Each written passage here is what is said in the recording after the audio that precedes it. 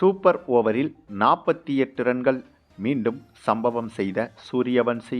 இலங்கை அணிக்கும் சேர்த்து ஆப்கானிஸ்தானுக்கு எதிராக ருத்ரதாண்டவம் ஆடிய இந்தியா. சூரியவன்சியைக் கண்டு ஸ்தம்பித்து நின்ற ஒட்டுமொத்த ஆப்கானிஸ்தான் அணி. கடைசி ஓவரில் நடந்த பயங்கர ட்விஸ்ட். அதாவது, ஒரு பக்கம் இந்திய சீனியர் அணி ஆப்கானிஸ்தானுக்கு எதிரான தொடரில் தற்போது விளையாடி வருகிறது. அதே சமயம் இந்திய பெண்கள் கிரிக்கெட் அணி உலகக்கோப்பை தொடரில் விளையாடி வருகிறது. அதிலும் குறிப்பாக அண்மையில் பாகிஸ்தானுக்கு எதிரான போட்டியில் அபாரமான முறையில் வெற்றி பெற்றிருந்தது. அதே சமயம் இந்திய ஏ அணி என சொல்லப்படும் ஜூனியர் அணியும் ஆப்கானிஸ்தான் மற்றும் இலங்கை போன்ற ஜூனியர் அணிகளுக்கு எதிராக முத்தரப்பு தொடரில் விளையாடி வருகிறது.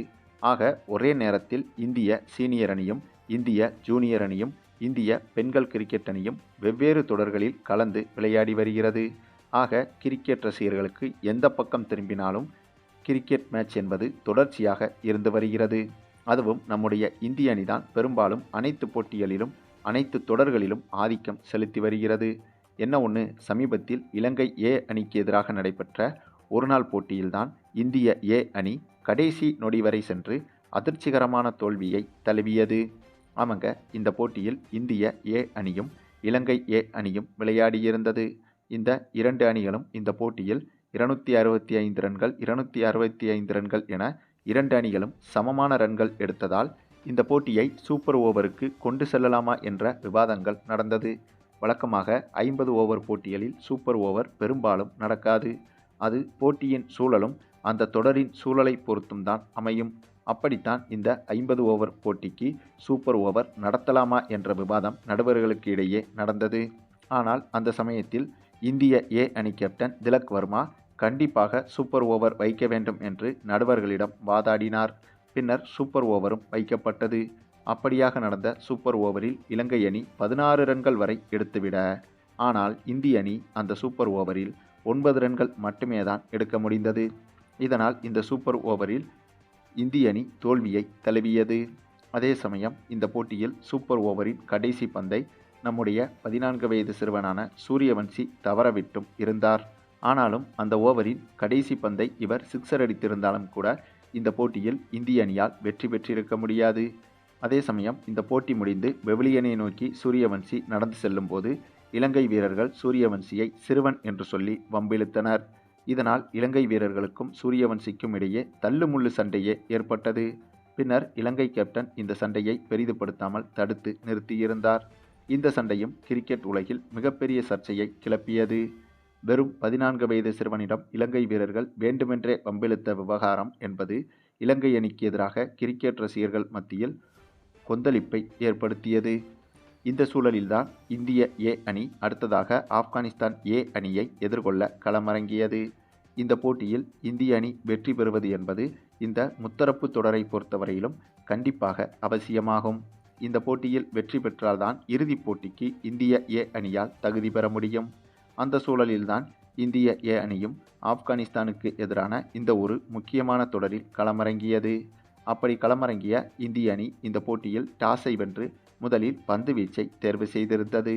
அதனைத் தொடர்ந்து பேட்டிங் செய்ய களமிறங்கிய ஆப்கானிஸ்தான் அணி சிறப்பாகவே பேட்டிங்கும் செய்தது. கிட்டத்தட்ட 50 ஓவர்கள் முடிவில் 341 ரன்கள் வரை ஆப்கானிஸ்தான் அணி எடுத்துவிட்டது. அந்தளவுக்கு இந்த போட்டியில் ஆப்கானிஸ்தான் அணி சிறப்பாகவே விளையாடியது. பின்னர் இவ்வளவு பெரிய பிரம்மாண்ட இலக்கை இந்திய அணியால் சேசிங் செய்ய முடியுமா என்ற மிகப்பெரிய சந்தேகமும் இருந்தது. அதுவும் வெற்றி பெற்றே ஆக வேண்டும் என்ற முக்கியமான போட்டியில் இப்படிப்பட்ட ஒரு மிகப்பெரிய இலக்கை நோக்கி இந்திய அணி சேசிங் செய்ய களமிறங்கியது. அப்படி களமிறங்கிய இந்திய அணி எந்த ஒரு பதட்டமும் இல்லாமலேயே ஓப்பனிங் முதல் இறுதி வரை சூப்பராகவே பேட்டிங் செய்தது. இதில் நம்முடைய ருத்ராஜ் கெய்க்வாட், திலக் வர்மா, சூரியவன்சி, ரியான் பராக் உள்ளிட்டவர்கள் அனைவருமே சூப்பராக விளையாடியிருந்தனர். அதிகபட்சமாக இந்த போட்டியில் ரியான் பராக் 108 ரன்கள் வரை குவித்திருந்தார். இப்படியாக 48 ஓவர்கள் வரை இந்திய அணி இந்த போட்டியில் எளிதாக வெற்றி பெறக்கூடிய சூழ்நிலையில்தான் விளையாடி வந்தது. ஆனால் சரியாக 49வது ஓவரில் அந்த ஒரே ஓவரில் மட்டும் 3 விக்கெட்டுகளை இந்திய அணி பறிகொடுத்தது. இதனால் இந்த போட்டி அப்படியே இந்திய அணிக்கு எதிராக திரும்ப ஆரம்பித்தது. பின்னர் கடைசி ஓவரில் 14 ரன்கள் எடுக்க வேண்டிய சூழல் இருந்தபோது இந்திய அணியால் சரியாக 13 ரன்கள் மட்டுமே தான் எடுக்க முடிந்தது. இதன் காரணமாக இந்த போட்டி சூப்பர் ஓவருக்கு சென்றது. அப்படியாக சூப்பர் ஓவருக்கு சென்றவுடன் மீண்டும் பரபரப்பு தொற்றிக்கொண்டது. ஏற்கனவே இதற்கு முந்தைய போட்டிதான் இலங்கை அணியுடன் சூப்பர் ஓவரில் இந்திய அணி விளையாடியிருந்தது.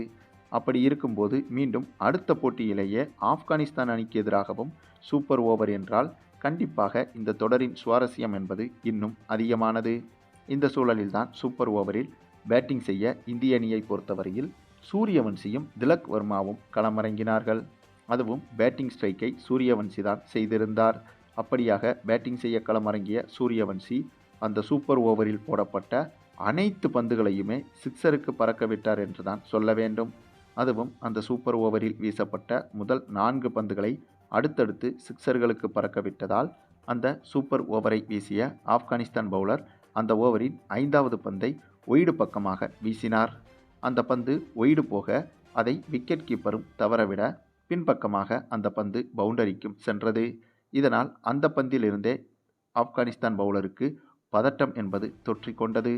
பின்னர் அந்த பந்தில் கூடுதலாக 2 நோ பால்கள் 2 ஒய்டு பால்கள் என பதட்டத்தில் எக்ஸ்ட்ராஸ்களை வாரி வழங்கியிருந்தார் ஆப்கானிஸ்தான் பவுலர். அதே சமயம் சூரியவன்சியும் கிடைத்த பந்துகளை எல்லாம் சிக்ஸர்கள் பவுண்டரிகள் என விளாசி மொத்தமாக அந்த சூப்பர் ஓவரில் 48 ரன்கள் வரை குவித்துவிட்டார்.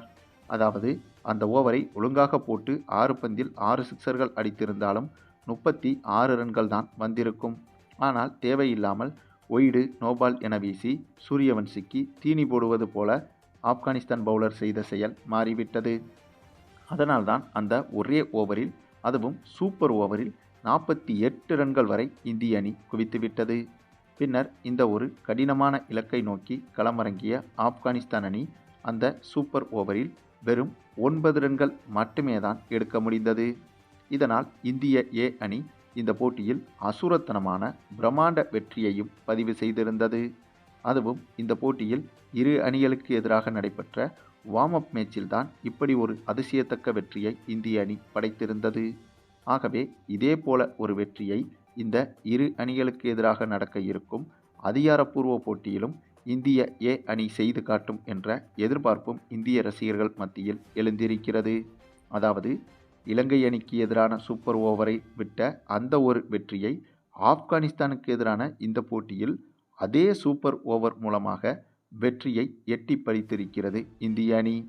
சரி, இந்திய அணியின் இந்த ஒரு ஆச்சரியமான அபாரமான வெற்றியை பற்றியும் குறிப்பாக நம்முடைய சூரியவன்சியின் வெறித்தனமான சூப்பர் ஓவர் அதிரடி ஆட்டத்தை பற்றியும் உங்களுடைய கருத்துக்களையும் கமெண்டில் தெரிவிங்க. மேலும் இந்த வீடியோ பிடிச்சிருந்தா லைக் பண்ணுங்கள், மற்ற அனைவருக்கும் ஷேர் பண்ணுங்கள், மறக்காமல் நம்ம சேனலை சப்ஸ்கிரைப் பண்ணுங்கள்.